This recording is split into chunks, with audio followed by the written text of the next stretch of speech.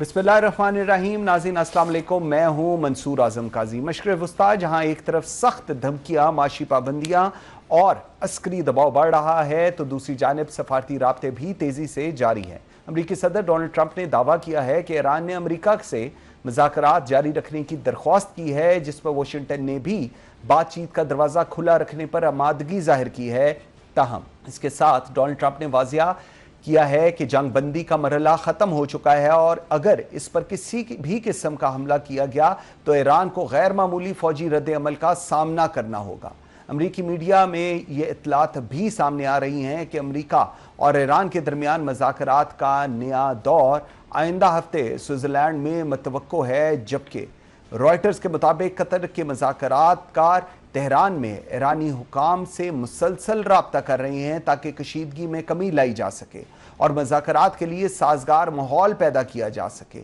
Qatar, Oman, Türkiye, Pakistan और दीगर इलाकाई ममालिक मुख्तलिफ सफारती चैलेंजेस के ज़रिए इस बहरान को मज़ीद बढ़ने से रोकने की कोशिश में मसरूफ़ हैं। उधर वज़ीर आज़म शहबाज शरीफ ने कतर के अमीर शेख तमीम बिन हमद अल सानी और ईरानी सदर मसूद पज़ेश्कियान से अलग अलग टेलीफोनिक राब्ता करके खत्ते में हालिया कशीदगी पर तशवीश का इजहार किया है, पाकिस्तान के अमन पसंद मौक़िफ़ का इयादा किया है और सफारतकारी के ज़रिए मसाइल के हल पर जोर दिया है। दूसरी जानिब रूस, चीन और यूरोपीय ममालिक और अक़वाम मुत्तहिदा भी मुसलसल मुज़ाकरात और तहम्मुल की अपील कर रहे हैं, जबकि अमरीका ईरान पर माशी दबाव बरकरार रखते हुए इसकी तेल बरामदात और मालियाती सरगर्मियों को महदूद करने की पॉलिसी पर कायम है। इसी दौरान आबनाए हुर्मज़ एक बार फिर आलमी तवज्जो का मरकज़ बनी हुई है, जहाँ किसी भी नई कशीदगी के आलमी तवानाई मंडी, खाम तेल की कीमतों, सप्लाई चेन और आलमी मईशत पर बराह रास्त असरात मुरतब हो सकते हैं। ऐसे में बुनियादी सवाल ये है कि क्या अमरीका और ईरान वाकई किसी नए सफारती मुआहदे की तरफ बढ़ रहे हैं या मज़ाकरात और धमकियों का ये मुतज़ाद सिलसिला खित्ते को एक नए और ज़्यादा ख़तरनाक बहरान की तरफ धकेल रहा है। इस तमाम सूरत हाल पर बात करने के लिए आई एम वेरी ग्रेटफुल, मुझे यूनिवर्सिटी ऑफ कैलिफोर्निया बर्कले से ज्वाइन कर रही हैं प्रोफेसर नईम ज़फ़र साहब, आईआर के एक्सपर्ट हैं। बहुत शुक्रिया प्रोफेसर साहब आपके टाइम देने का। फरमाइएगा, क्या अमरीकी सदर Donald Trump maximum pressure strategy का आखिरी मरहला है या फिर अमरीका मिलिट्री डिटरेंस और कोहेसिव डिप्लोमेसी के जरिए ईरान से ऐसा जामिया मुआहदा चाहता है जिसमें जौहरी प्रोग्राम, बैलिस्टिक मिसाइल्स और इलाकाई असर रसूख तीनों शामिल हों? जी, तो पहले तो ये समझा कि आखिरी लास्ट जो है ना थ्रेट्स हैं वो नहीं है, ये थ्रेट्स कंटिन्यूस हैं। This is the new normal, we are not used to this. New normal ये है कि आपको थ्रेट्स भी देंगे और आपको लालच भी देंगे, ठीक, तो दोनों काम होंगे। अच्छा, जो आप बात कर रहे हैं कि जौहरी भी हो और मिसाइल भी हो और ये भी हो वो भी हो, सब कुछ इसकी किया जाएगा, जाहिर है, लेकिन at the end of the day मेरे ख्याल में द ओनली थिंग जो ट्रंप कहेगा वो जौहरी एटॉमिक एनर्जी में कंट्रोल हो जाए, that's the only red line. जो मिसाइल की बात करते हैं वो सिर्फ इसराइल को जरूरत होती है, अमेरिका को फर्क नहीं है मिसाइल के लिए, ठीक, तो हाँ बिल्कुल सही।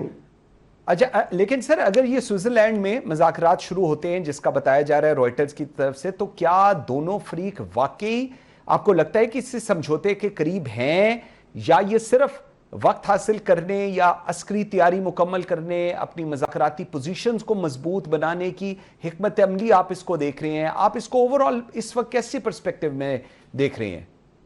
ओवरऑल पर्सपेक्टिव ये है कि दोनों चाहते हैं कि एक हो जाए, मुज़ाकरात के बाद समझौता हो जाए, लेकिन वो 60 डेज में नहीं होगा, उसमें एक्सटेंशन हो जाएगी, फिर दोबारा एक्सटेंशन होगी, नवंबर दिसंबर तक कोई इनका होगा, बीच में एक दूसरे को बम्बार्टमेंट होती रहेगी यहाँ आने जाने की, क्योंकि दोनों चाहते हैं कि हो जाए मुज़ाकरा। ये बात मिलिटरी तो कोई विन नहीं कर सकता, कोई मुल्क, अमेरिका के पास इतने रिसोर्स नहीं है, तो इसका डिप्लोमेटिक ही सोल्यूशन होगा, लेकिन diplomatic solution is gonna be bumpy, it's not going to be smooth.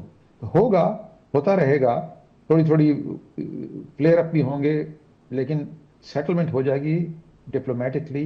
Will it take 2 months, 4 months और 6 months, we don't know. Very right. लेकिन सर अगर प्रेसिडेंट डोनाल्ड ट्रंप ने एक बार फिर ईरान को, जिस तरह हमने देखा, खबरदार किया है कि उन पर किसी भी हमले की सूरत में गैर मामूली फौजी रद्द अमल दिया जाएगा, तो इसको आप क्या समझ रहे हैं? आपको लग रहा है कि एक ऐसा بیانات ہیں جو امریکی ملٹری ڈاکٹرائن کی طرف اشارہ کیا جا رہا ہے اور ایران کا اس کو اندازہ نہیں ہے یا انداز مس کیلکولیٹ کر رہا ہے. اس کو آپ پھر کیسے دیکھ رہے ہیں یہ جو اب اس وقت ریسنٹ تھریٹس شروع ہوئی ہیں؟ تو ریسنٹ تھریٹ شروع ہوئی ہیں کیونکہ اسرائیلیوں نے ان کو دکھایا ہے ٹرمپ کو کوئی خفیہ پلان کہ اس کو آپ کو اسیسینیٹ کرنے کی کوشش کریں گے.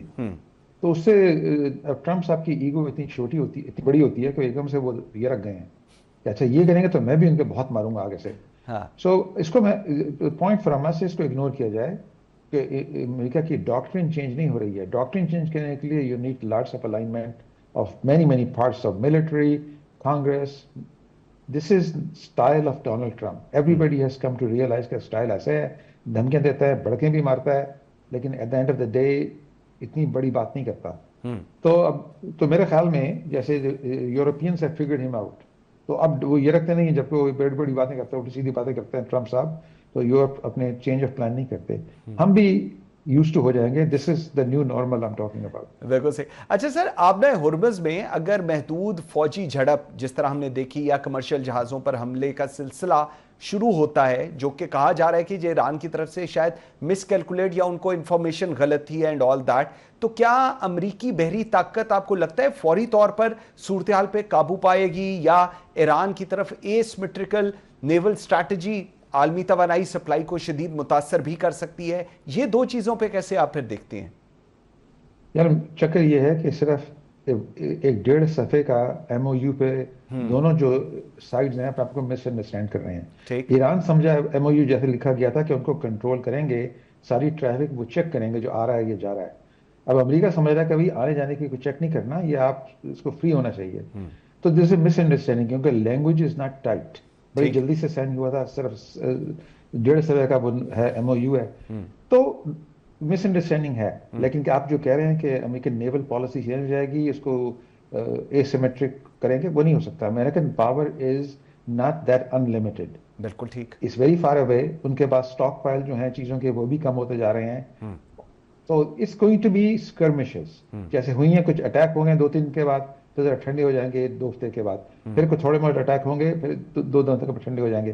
This is what we have to live with, unfortunately. بالکل صحیح. اچھا سر, کیا یہ تنازعہ اب صرف امریکہ ایران تک آپ کو لگتا ہے محدود رہ سکتا ہے, یا جس طرح ہم دیکھ رہے ہیں ایران, شام ہو, لبنان ہو, یمن, یہ خلیجی ریاستیں اب اس کا حصہ بنتی جا رہی ہیں اس پورے جنگ کی اور پیس پروسیس کا, اس کو پھر آپ کس طرح دیکھ رہے ہیں؟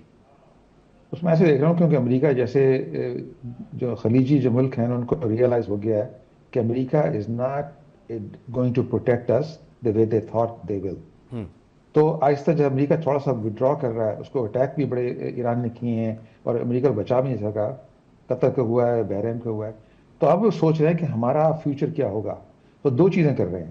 نمبر 1, وہ alternate by pass pipe line ڈال رہے ہیں تاکہ اسٹریٹ آف ہرموز پہ ان کا جو 100% ڈپینڈنسی وہ کم ہو جائے. ٹھیک. وہ پروجیکٹ شروع ہو گئے ہیں. سیکنڈ پائپ لائن سعودیہ بھی ڈال رہی ہے, یو اے بھی ڈال رہا ہے. نمبر 2, جو ریجنل پاور ہیں جن کو چبھن ہوتی ہے اگر اسٹریٹ آف ہرموز میں ڈسرپشن ہو جائے, وہ لوگ آ کے ڈومینیٹ کریں گے. It be new power structure in the Strait of Hormuz. اچھا, اس میں کون ملک شامل ہیں؟ اس میں ہے چین ہے, جاپان ہے, ساؤتھ کوریا ہے, انڈیا, ملیشیا اور پاکستان اور ترکی کا کافی اہم رول ہوگا, کیونکہ ہم مسلم ملک بھی ہیں, ہماری ریلیشن شپ ایران کے ساتھ بھی ہیں, چین کے ساتھ بھی ہیں, امریکہ کے ساتھ بھی ہیں.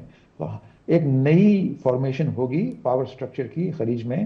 امریکہ کا رول ہوگا لیکن کم ہوگا, ان باقی ملک زیادہ رول پیدا کریں گے اس میں. بالکل صحیح سر. اور اگر میں قطر اور عمان جو ایک بار پھر ہم دیکھ رہے ہیں بیک چینل ڈپلومیسی میں سرگرم ہے, ماضی میں آپ کو یاد ہوگا یہی ممالک کئی اہم پیش رفت کے ذریعہ بنے, کیا اس بار بھی آپ کو لگتا ہے کہ ان کی سفارتکاری کسی قابل عمل معاہدے تک پہنچا سکے گی پوری صورتحال کو؟ جی پہنچا سکے گی, کیونکہ یہ ملکوں کے پاس ایکسیس ہے. وائٹ ہاؤس میں کس کو ایکسیس ہے, کس کی بات سنتے ہیں؟ ٹھیک. تو بیکاز قطر نے جو جہاز دیا تھا, آنا جانا ہے, بزنس ڈیلنگ بھی ہے ٹرمپ کے ساتھ, they have access. Pakistan gained access out of nowhere last 1-2 سال میں. تو یہ نئی, this is a new power structure. اب دیکھیں لاسٹ جو سوئٹزرلینڈ کی ٹاک ہوئی تھی, قطر اینڈ پاکستان کو ہوسٹڈ, پہلے صرف پاکستان کر رہا تھا. اب ترکی میں جب انقرہ میٹنگ ہوئی ہے, تو these are the new power player جو ریجن کو کنٹرول کریں گے. پاکستان بھی ہے, ترکی بھی ہے, قطر بھی ہے. بالکل صحیح. ابھی آپ کہہ رہے تھے رشیا کی, میں وہی ذرا بات کرنا چاہ رہا تھا, رشیا ہو, چائنا ہو, یورپین ممالک ہوں, خلیجی ریاستیں ہوں, سفارتی حل کی حمایت کی طرف سارے لگے ہوئے ہیں. کیا یہ جو بڑی طاقتیں ہیں یہ براہ راست تصادم سے بچنا چاہتی ہیں, یا دنیا ایک نئی گریٹر پاور کمپٹیشن, ہم نے پچھلی دفعہ بھی پروگرام میں یہ ذکر کیا تھا, اس کی طرف آپ کو لگ رہا ہے بڑھ رہی ہیں؟ یہ پاور رشیا تو ویسے دیکھیں نا بہت کمزور ہے, اس کی جنگ میں بے شمار لوگ بھی, اس کے 1 بلین پلس کیجولٹیز ہیں. تو پاور, سپر پاور اس لیے کہتے ہیں کہ بس نیوکلیئر پاور ہے. اگر نیوکلیئر پاور کو نکال دیں, Russia is very weak economy, and China has strong economy right now, لیکن اس کی fundamental structure is on very soft footing. اس کی پاپولیشن ڈکلائن ہو رہی ہے, لیبر کاسٹ بڑھ چکی ہے, ان کے ایگریکلچر بھی کمپلیکیشن ہے. سو آپ کی جو بات ہے کہ will be new dominance, new power structure, answer is not really. What will the new world order is? Regional superpowers instead of world superpowers. Even US کی جو بات کر رہے ہیں, US is focused on Western Hemisphere. تبھی وہ green land کی بات کرتے ہیں, تبھی وینیزویلا کی اور کیوبا کی بات کرتے ہیں. Their first priority is کہ Western Hemisphere کو protect کیا جائے. China wants to protect the region of South China Sea اور خلیج.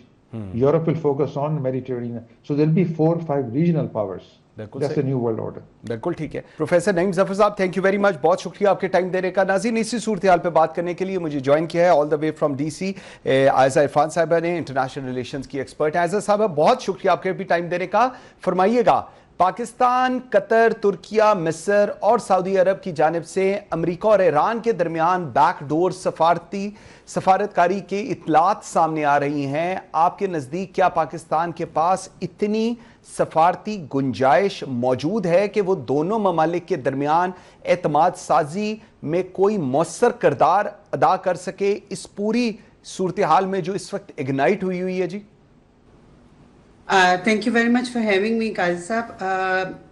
اس وقت جو صورتحال ہے اس میں بظاہر پاکستان کا کوئی بہت کلیدی کردار نظر نہیں آ رہا, لیکن پھر بھی دیکھیے جس طرح کی ایکسٹریم ایجز پہ یہ دونوں فریقین ہیں, یو ایس اے اور ایران, اس میں نظر یہی آتا ہے کہ انہیں کوئی ایک ایسا شخص چاہیے جو دونوں جانب اندر کی بات, پیغامات, اصل بات پہنچا سکے. جیسے ہوتا ہے نا کہ دو لوگوں میں جھگڑا ہو جائے تو ایک دوست ایسا ہوتا ہے جو جاتا ہے ایک کے پاس اور کہتا ہے یار تم انڈرسٹینڈ کرو, اس کے یہ مسئلے ہیں, دوسرا جاتا ہے. تو پاکستان شاید اس جگہ پہ بیک ڈور میں کوئی کردار ادا کر سکے, لیکن بظاہر اس وقت قطر اور عمان جو ہے وہ زیادہ واضح طور پہ نظر آ رہے ہیں. سو پاکستان کی اگر ڈپلومیٹکلی دیکھی جائے تو پاکستان کے پاس شاید اس طرح کا ایج ایٹ دس پوائنٹ نہیں ہے جہاں پہ وہ کوئی بطور ثالث کوئی ایگزرٹ کروا سکے, کیونکہ دیکھیے اینڈ آف دا ڈے یہ ایران اور امریکہ کے اوپر ہی منحصر ہے کہ وہ کسی بھی ثالث کی کس بات کے اوپر اگری اپون کرتے ہیں. اکنامکلی اور جو دوسری سچویشن اس میں قطر اور عمان بظاہر ایک بہتر پوزیشن میں نظر آتے ہیں, لیکن بہرحال پاکستان کا جو پچھلے 2-3 مہینے میں کردار رہا ہے اس سے تو یہ نظر آتا ہے کہ شاید بیک ڈور پاکستان جو ہے وہ کچھ حد تک کام آ سکے. عائزہ صاحب, ایک اور چیز فرمائیے گا, بلومبرگ کے مطابق تقریباً 6 کروڑ 30 لاکھ بیرل ایرانی تیل سمندر میں موجود ہے, جبکہ امریکہ ایران کو تیل برآمدات کو مزید محدود کرنے کی کوشش کر رہا ہے. کیا یہ صرف آپ کو لگتا ہے ایران پر معاشی دباؤ بڑھانے کی حکمت عملی ہے, یا اس کا مقصد عالمی توانائی منڈی اور خطے کے جغرافیائی جو سیاسی توازن ہے اس کو بھی بیلنس آؤٹ کرنا چاہ رہا ہے امریکہ اس وقت؟ دیکھیے, امریکہ کے لیے ایران کا تیل اتنا بڑا ایشو نہیں ہے. جو اس سارے سینیریو میں نظر آیا ہے, انہوں نے اس وقت بڑا ایشو یہ ہے کہ جو باقی آئل اور دوسری چیزوں کی جو ترسیل ہے اسٹریٹ آف ہارمز سے وہ ممکن ہو پائے. ایک ایران کو ایک فائدہ دینے والی بات تھی, ایران کو ایک انسینٹیو دینے والی بات تھی کہ وہ اسٹریٹ آف ہارمز پہ اپنا کنٹرول کم کر دے تاکہ اس کا تیل موو کرے, کیونکہ ایران اکنامکلی اس وقت بہت برے حالات سے گزر رہا ہے. بظاہر اس قوم کی یہ ریزیلینس ہے کہ ہم نے ابھی جو پچھلے دنوں مناظر دیکھے خامنئی صاحب کے جنازے میں بھی خمینی صاحب کے جنازے میں بھی ہم نے دیکھا کہ لوگ بڑی تعداد میں باہر نکلے. اس قوم کی ریزیلینس کو داد دینی پڑے گی, لیکن at the same time economically وہ ملک بری طرح سفر کر رہا ہے, اور ان کے لیے ایک انسینٹیو تھا اگر ان کا آئل یا دیگر مصنوعات جو ہیں وہ باہر نکل سکتی ہیں اس ملک سے, اور ان پہ یہ اکنامک سینکشنز کم ہو سکتی. ایٹ دا سیم ٹائم امریکہ کے لیے ان کا تیل اتنا بڑا ایشو نہیں ہے.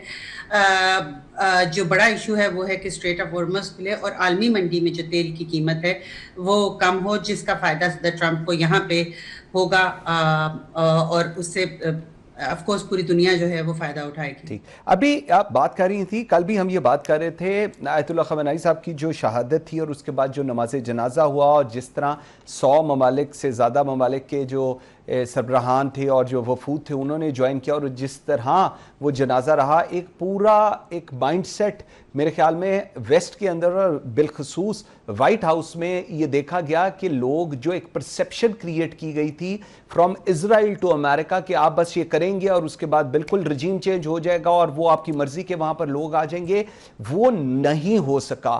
کیا آپ کو لگتا ہے کہ یہ بھی ایک فیکٹر ہے آج جو ایک ہم ریزیلینس دیکھ رہے ہیں مزید ایران کی طرف سے اس کو لے کر؟ اچھا, اس کے اندر ایک دلچسپ چیز جو میں نے یہاں پہ محسوس کی اور میڈیا میں بھی, اور جو حالیہ ایسکلیشن ہوئی ہے پچھلے 5-6 دن میں, اس کے بعد سے ایک طرح سے ایران کے خلاف بات کرنے والے, کیونکہ جب سے یہ معاملہ شروع ہوا ہے اس میں ہم نے یہی دیکھا کہ ویسٹ کا میڈیا ہو, اس علاقے کا میڈیا ہو, سب لوگ یہ کہتے تھے کہ ایرانی جو ہیں ان کو ایک طرح سے وکٹم پارٹی دیکھا جا رہا تھا. لیکن اس ایسکلیشن کے بعد ایک بہت زیادہ چیز جو آئی وہ یہ آئی کہ ایران جو ہے اس نے ایسکلیشن سٹارٹ کی, اس نے اٹیک کیا ٹینکرز کے اوپر اس دفعہ.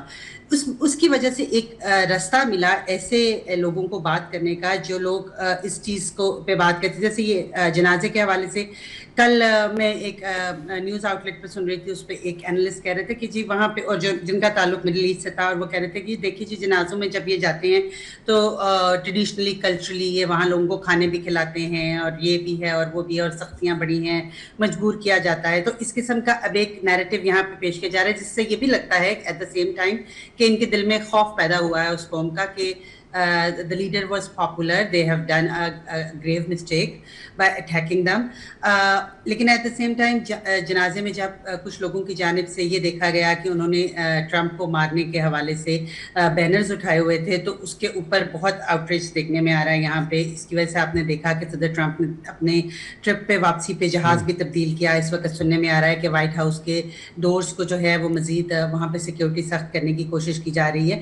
تو خوف یہاں پہ بڑا ہے یقیناً, اور لیکن ایٹ دا سیم ٹائم لوگوں کی شدید خواہش یہاں پہ یہ نظر آتی ہے کہ کسی طرح اس معاملے سے باہر نکلا جائے. اور یہ بھی دیکھنے میں آیا کہ لوگ یہاں پہ یہ سوچتے ہیں کہ جو ثالث ہیں ایران کی جانب سے شاید وہ اتنے ہارڈ لائنرز نہیں ہیں, لیکن ایران میں جو ہارڈ لائنر ایک خاص طبقہ ہے ان کے ہاتھوں میں مجبور ہے. بالکل صحیح. اگر میں بات کروں روس, چین, یورپی ممالک, اقوام متحدہ مذاکرات پر یہ تمام زور دے رہے ہیں, امریکہ معاشی اور عسکری دباؤ برقرار رکھے ہوئے ہے. کیا یہ بحران آپ کو اب صرف ایران اور امریکہ کے درمیان نہیں رہا بلکہ ایک وسیع عالمی جیو پولیٹیکل کمپٹیشن میں تبدیل ہو چکا ہے؟ Do you agree on this? No, I don't, because I haven't seen any major other power like China نے کوئی بہت مذاکرات کی بات سب کرتے ہیں کیونکہ اس میں سب کا ایک اکنامک بینیفٹ ہے, لیکن کوئی بھی کسی ایک جانب کی جانبداری سے کام نہیں لے رہا. نہ ایران, نہ چائنا, نہ رشیا, دونوں کائنڈ آف میوٹڈ قسم کی بات کرتے ہیں اس کے اوپر کہ اچھا جی یہ ختم ہو جانا چاہیے. کیونکہ اگر آپ غور کریں تو اس جنگ کا کوئی اینڈ ریزلٹ نہیں ہے.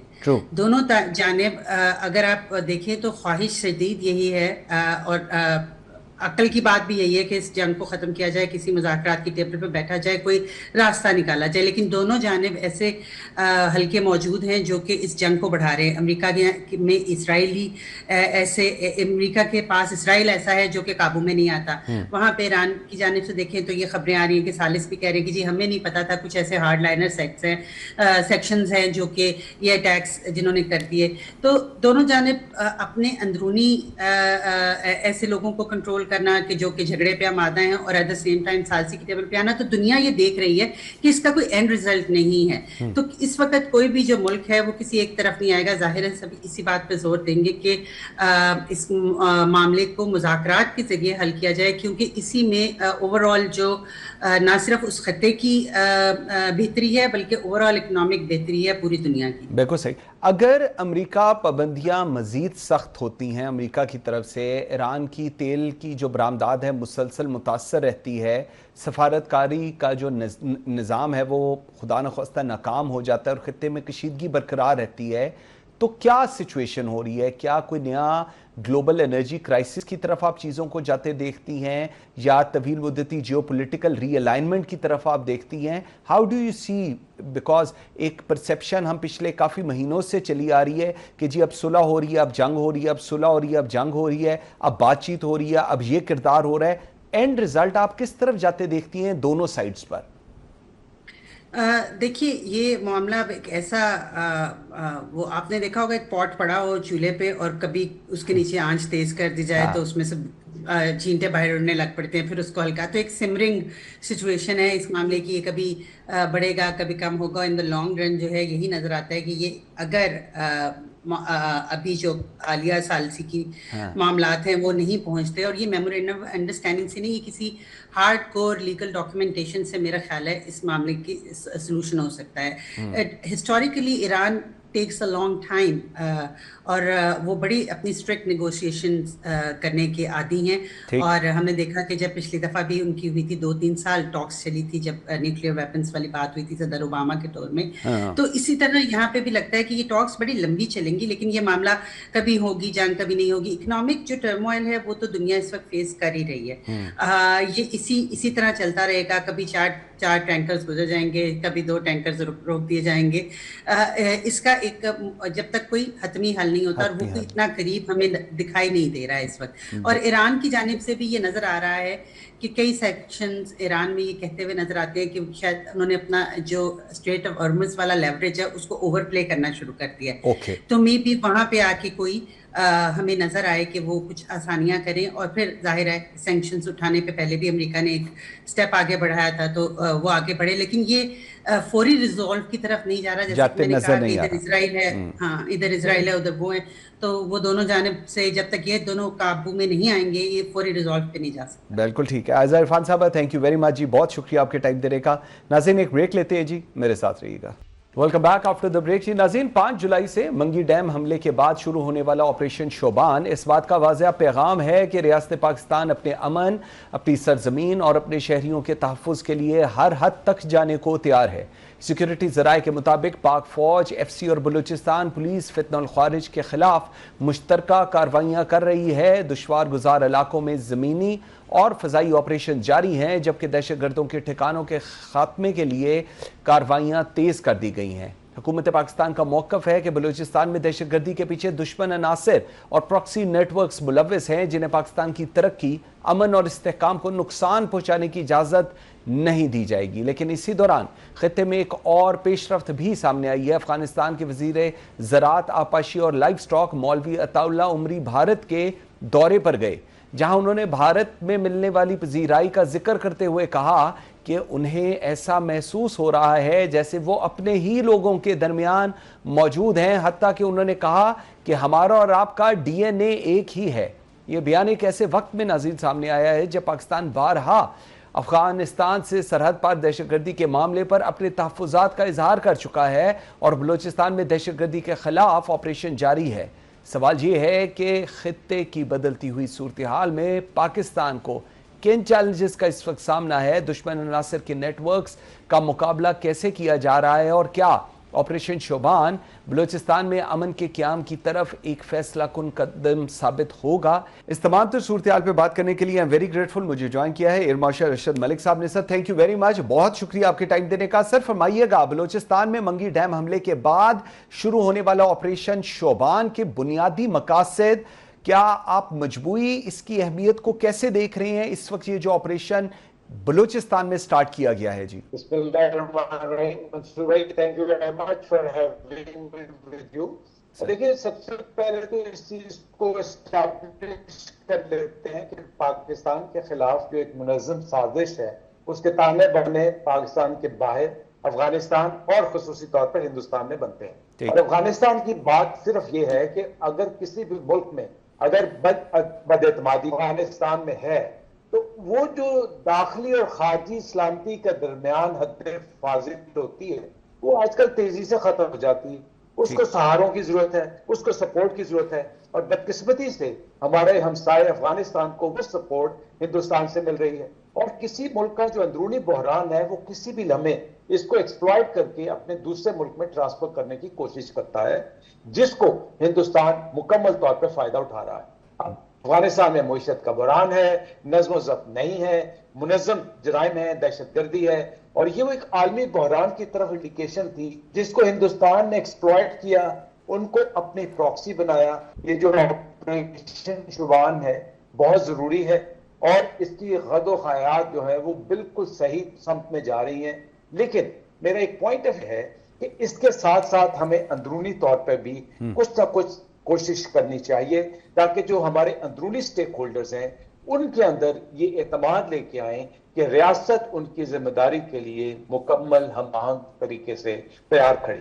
بالکل صحیح. اچھا سر, اس میں یہ میں ذرا پولیٹیکل سٹیبلٹی کی طرف بھی آنا ہے, لیکن اس سے پہلے یہ جو پہاڑی علاقوں میں موجود دہشت گرد نیٹ ورکس ہیں, کمانڈ اینڈ کنٹرول سسٹم ہے ان کا, اور ٹھکانوں کے خاتمے کے لیے جو جعلی کاروائیاں ہیں ان کی کامیابی کو, کیونکہ اس میں ایئر جو فورس ہے وہ پاکستان ایئر فورس وہ بہت کلیدی کردار ادا کر رہی ہے, اس سارے کے اندر اس کی کامیابی کو آپ کن عوامل پہ منحصر ہوتے دیکھ رہے ہیں؟ جی مسئلہ جو آپ نے پہلے بات کی, میرے خیال میں آج کل کی جو ڈیجیٹل ٹیکنالوجی ہے اور جو خفیہ مواصلاتی نظام سو کال کہا جاتا ہے وہ بڑی کم لاگت مؤثر ٹیکنالوجی کی طرح سے جو اظہار رائے ہے اس کو وسعت دے دیتا ہے. اب ہوتا کیا ہے کہ وہ افراد جو کسی منظرنامے میں نہیں ہوتے وہ چند ہی لمحوں میں نہ صرف سرحدوں میں بلکہ سرحدوں سے ماورا طریقوں میں منظم ہو جاتے ہیں, لوگوں کو متحرک کرتے ہیں.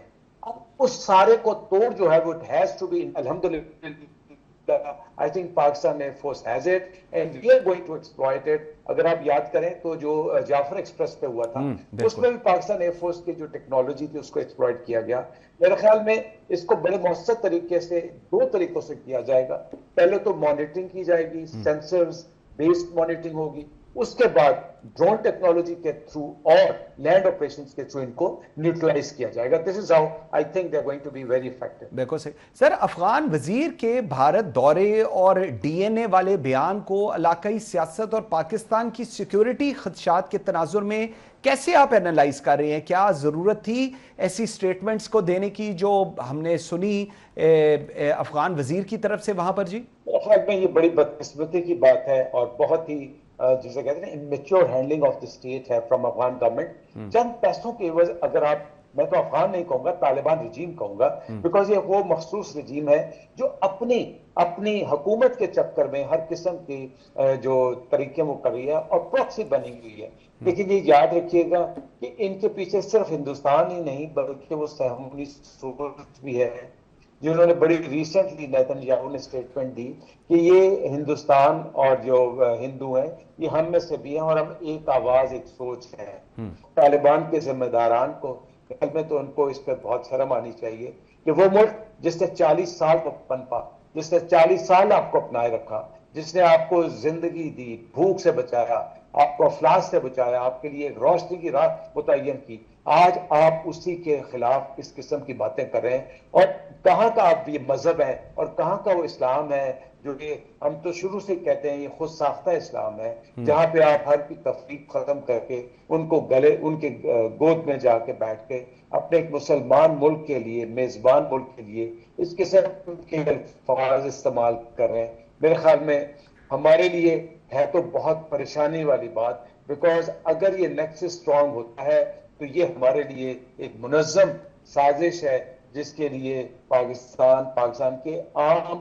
سر ایک اور لاسٹ مجھے بتائیے گا, انٹیلیجنس بیسڈ آپریشنز کی اگر ہم بات کریں, فضائی نگرانی کی بات کریں, زمینی کارروائیوں کی اگر بات کریں, تو اس پوری صورتحال میں دہشت گرد نیٹ ورکس کی جو چیزیں ہیں، فائنینسنگ، سہولت کار پروپیگنڈا کو مکمل طور پر آپ کو کیا لگتا ہے ختم کرنے کے لیے کیا جامعہ اپروچ ضروری ہے اس وقت جو پچھلے آپریشنز میں نہیں آپ کو نظر آئی یا اس میں کمی رہ گئی؟ منصور بھائی، میرے خیال میں جو کمزور ریاستیں ہیں ان میں اعتماد کی خلیج بڑھتی جا رہی ہے، ان کے اندر خود اعتمادی کی کمی ہے، اور موجودہ عالمی نظام اس چیز کا تصور نہیں کر سکتا، اور موجودہ عالمی نظام کو یہ خیال کرنا پڑے گا کہ اگر افغانستان جیسی کمزور ریاستوں پہ ہندوستان جیسی طاقتور ریاستیں اپنا غلبہ حاصل کرنا شروع کر دیں تو وہ ایک عالمی امن کے لیے بھی نقصان دہ ثابت ہو سکتا ہے۔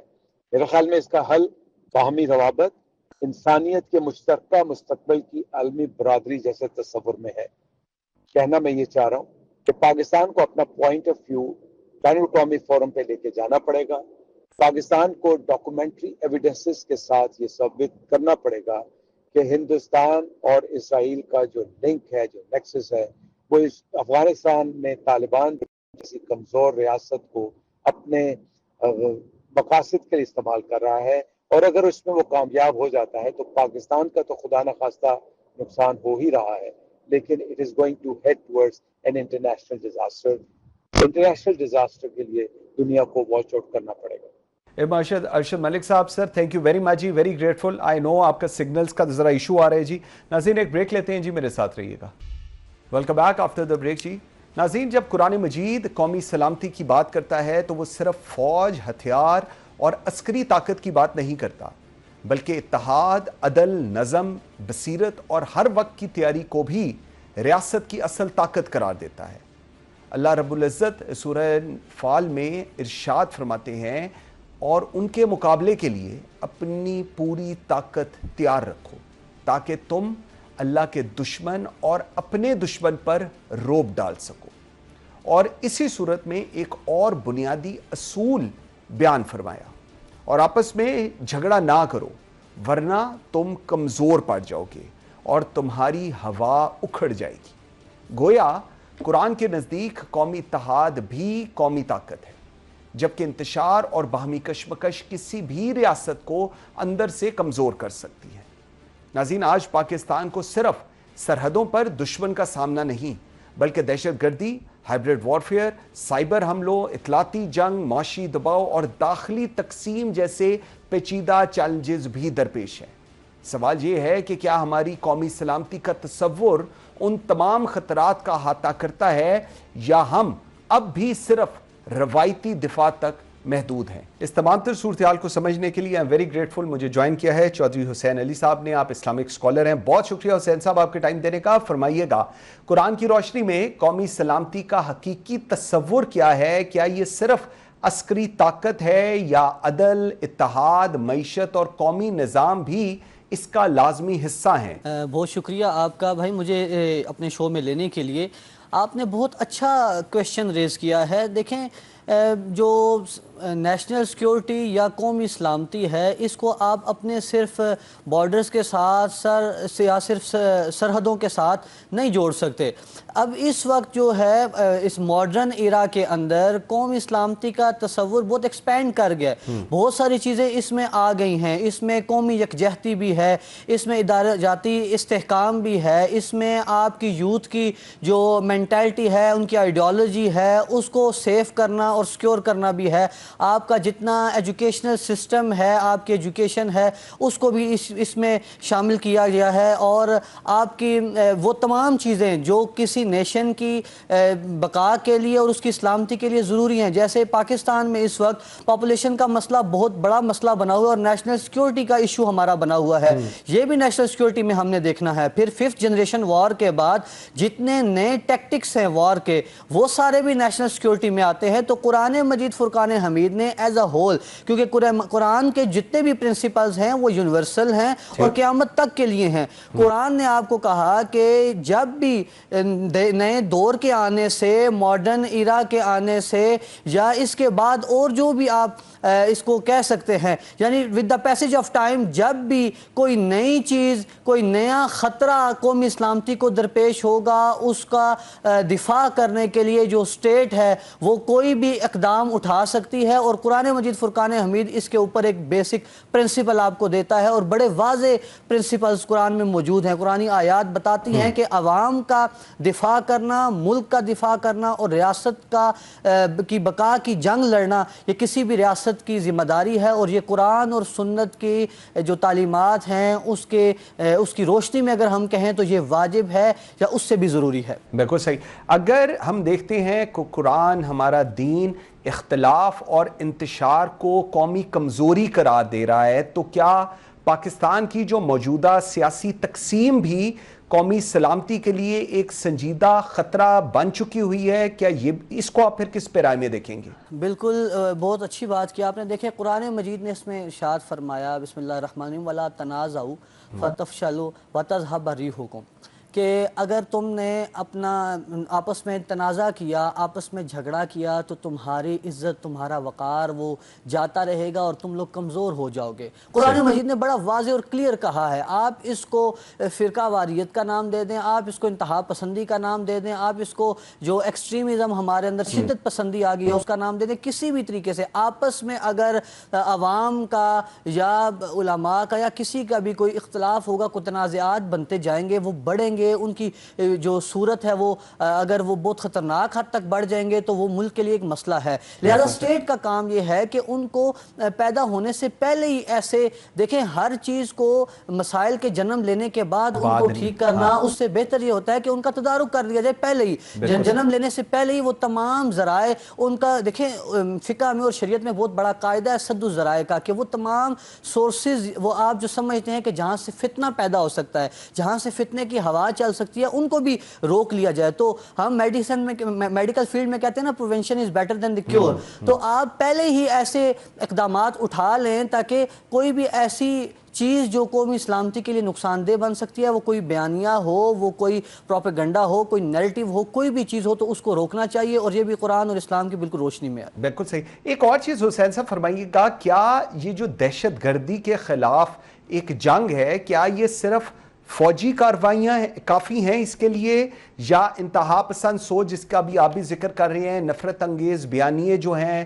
جو آج کل ڈیجیٹل ریڈیکلائزیشن ہے، یہ بھی ایک جامعہ ایک سچویشن کریٹ کر رہی ہے اس پوری صورتحال کو اگنائٹ کرنے کے لیے؟ دیکھیں جو اس چیز کو سمجھنا چاہیے، اور پوری قوم کو اس چیز کا علم ہے، اور ہم صرف اس کا اظہار کرنے میں اور آپ کہ ہر جنگ فوج لڑتی ہے آگے بڑھ کر، اور پوری قوم اس کے شانہ بشانہ ہوتی ہے۔ مارکہ حق ایک بہت بڑی مثال ہے، ہم نے دیکھا کہ وہ دشمن جو ہم سے بظاہر کئی گنا بڑا ہے، جب فوج ہماری اس کے خلاف نکلی تو پوری قوم ان کے ساتھ ان کے شانہ بشانہ رہی، اور اسی کو ہم نے بنیان مرصوص اور سیسا پلائی دیوار کہا۔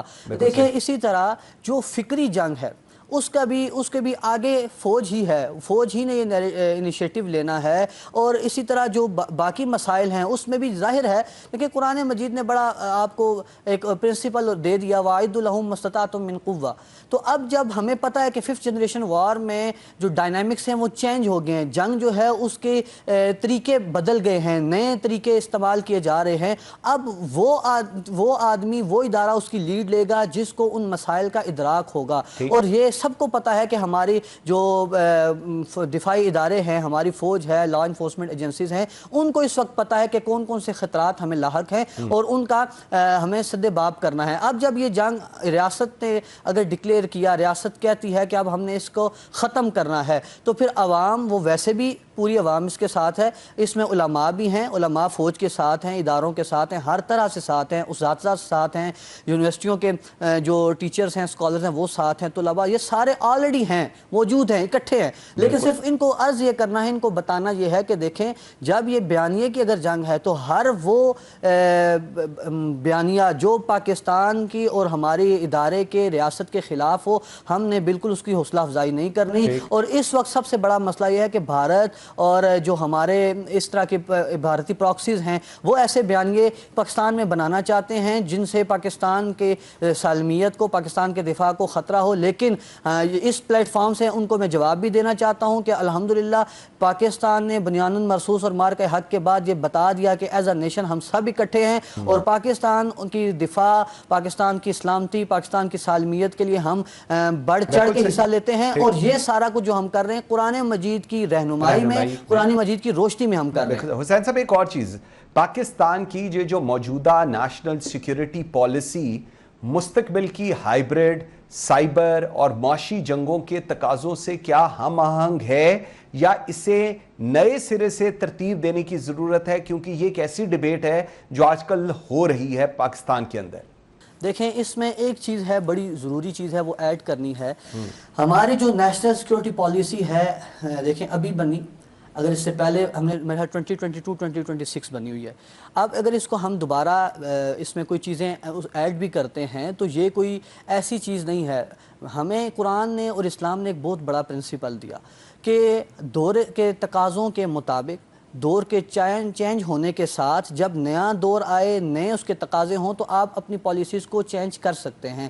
جو حکمران ہیں، جو ادارے ہیں، جو سٹیک ہولڈرز ہیں، ان کو اللہ تعالیٰ اس کے رسول نے یہ حق دیا ہے۔ ہم نے دیکھا کہ رسول اللہ صلی اللہ تعالی وسلم نے اپنی زندگی میں حالات کو دیکھتے ہوئے فیصلے کیے، اس کے بعد خلفائے راشدین نے بھی حالات کو دیکھتے ہوئے فیصلے کیے۔ تو حالات کے مطابق فیصلے کرنا یہ کسی بھی ریاست کا استحقاق ہے، اس کو یہ حق حاصل ہے جو قرآن اور سنت نے دیا۔ تو اب میرے خیال سے یہ جو ایک اینگل ہے کہ ہم اسلامی تعلیمات کی روشنی میں اس کو اجاگر کریں، اس کو بڑھائیں، یہ بہت ضروری ہے۔ باقی دیکھیں ہائیبرڈ وار ہو یا کوئی بھی وار، قرآن مجید نے ایک بڑا واضح اصول دے دیا، وَإِذَا جَاءَهُمْ أَمْرٌ مِّنَ الْأَمْنِ أَوِ الْخَوْفِ أَذَاعُوا بِهِ وَلَوْ رُدُّوهُ إِلَى الرَّسُولِ وَإِلَى أُولِي الْأَمْرِ مِنْهُمْ لَعَلِمَهُ الَّذِينَ يَسْتَنبِطُونَهُ مِنْهُمْ۔ فرمایا کہ ان کے پاس کوئی امن کی یا خوف کی خبر آئے تو وہ اس کا چرچا کر دیتے ہیں، اس کو پھیلا دیتے ہیں۔ ان کو چاہیے یہ کہ وہ اس کو رسول کی طرف پھیریں، یا وہ لوگ جو ایکسپرٹس ہیں، جو سٹیک ہولڈرز ہیں، جو اولو الامر ہیں، ان میں کنٹرول والے ہیں، ان کی طرف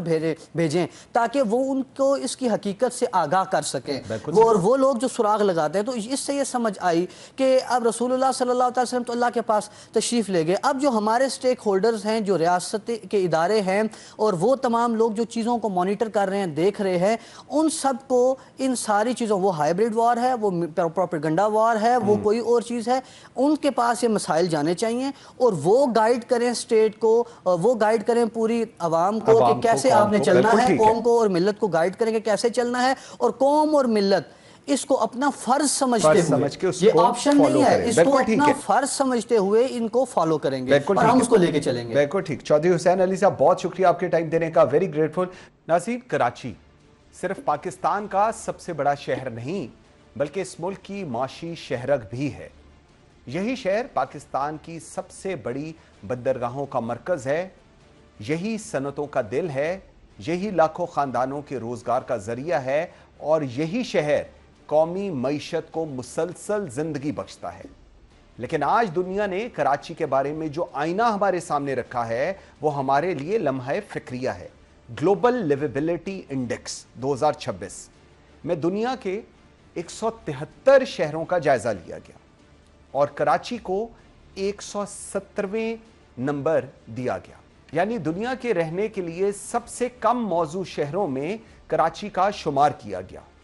استحکام، صحت، تعلیم، ماحولیات، ثقافت اور انفراسٹرکچر جیسے بنیادی اشاریوں پر کراچی کا مجموعی سکور صرف 43 رہا۔ سوال یہ ہے، آخر کیوں؟ کیا یہ وہی شہر نہیں جسے پاکستان کا معاشی انجن کہا جاتا ہے؟ کیا یہ وہ شہر نہیں جہاں سے ملکی تجارت کا سب سے بڑا حصہ چلتا ہے؟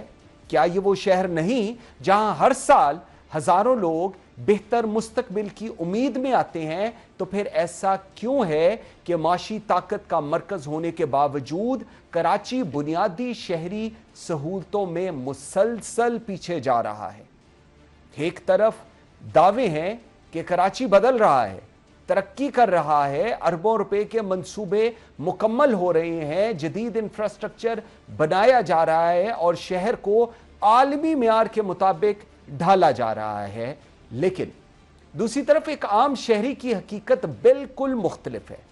वो आज भी पानी की बूंद के पीछे परेशान है, वो आज भी कचरे के ढेरों के साथ जिंदगी गुजार रहा है, वो आज भी ट्रैफिक में अपनी जिंदगी के कीमती घंटे जाया कर रहा है, वो आज भी बारिश के चंद घंटों के बाद डूबी हुई सड़कों पर खड़ा ये सवाल कर रहा है कि आखिर इस शहर का कसूर क्या है।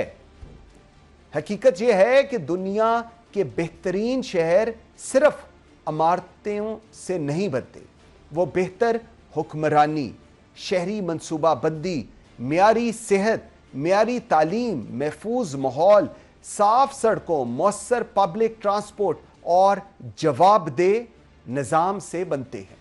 बदकिस्मती से कराची में दहाइयों से यही बुनियादी मसाइल बार बार दोहराए जा रहे हैं, जबकि वादे भी हर दौर में नए किए जाते रहे हैं। असल सवाल वसाइल का नहीं है, तरजीहात का है, प्रायोरिटीज का है। असल सवाल बजट का नहीं है, गवर्नेंस का है।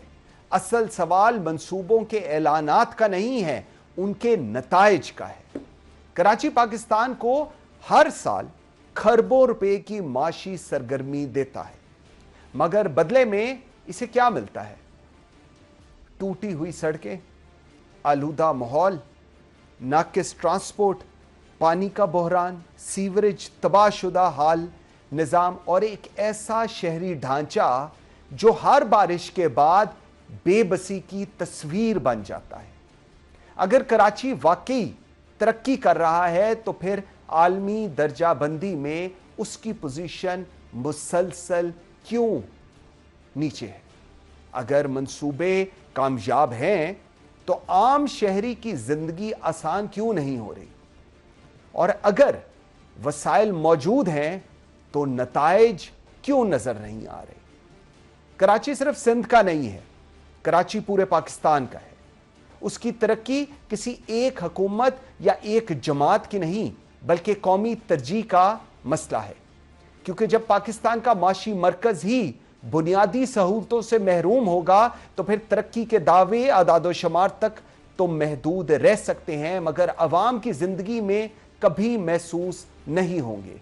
कराची सिर्फ इमारतों का जंगल नहीं, ये लाखों लोगों के ख्वाबों, मेहनतों और उम्मीदों का शहर है।